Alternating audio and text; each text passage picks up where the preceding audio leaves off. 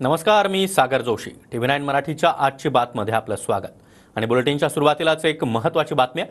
ठाण्यातील आनंद आश्रमामध्ये नोटा उधळल्याचा व्हिडिओ केदार दिघे यांच्याकडून ट्विट करण्यात आला. ठाकरे गटाचे जिल्हा प्रमुख केदार दिघे यांनी हा व्हिडिओ ट्विट केला. दिघे साहेबांच्या समाजसेवेचं पावित्र्य नष्ट केल्याचा घणाघात देखील केदार दिघे यांनी केला.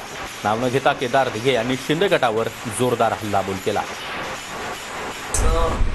एक व्हिडिओ ठाण्यातील दिघे साहेबांच्या ऑफिसमधनं सगळीकडे व्हायरल होताना निदर्शनास आला आणि ठाणे शहरामधील आणि ठाणे जिल्ह्यापासून घेऊन उद्या महाराष्ट्रामध्ये अनेक जणांनी मला फोन केले की अशी पद्धतीची अशी कुठची प्रथा किंवा परंपरा आहे का जिकडे दिघे साहेबांच्या आनंद आश्रमामध्ये पैसे उधळले जातात.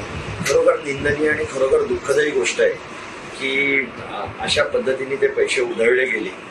ही प्रथा आहे दरवर्षीची. टेंबिनेकाचे गणपती विसर्जन करतानाचे काही लोक त्याचा गैरप्रकार आणि चुकीच्या पद्धतीने टीका करतात. ज्या मुलाने, ज्या पदाधिकारी कार्यकर्ता आहे त्यांनी जे पैसे देण्याची जी पद्धत आहे त्यांनी ती वापरलेली आहे, त्यामुळे त्याच्यावरती सुद्धा पक्षाने कारवाई केलेली आहे.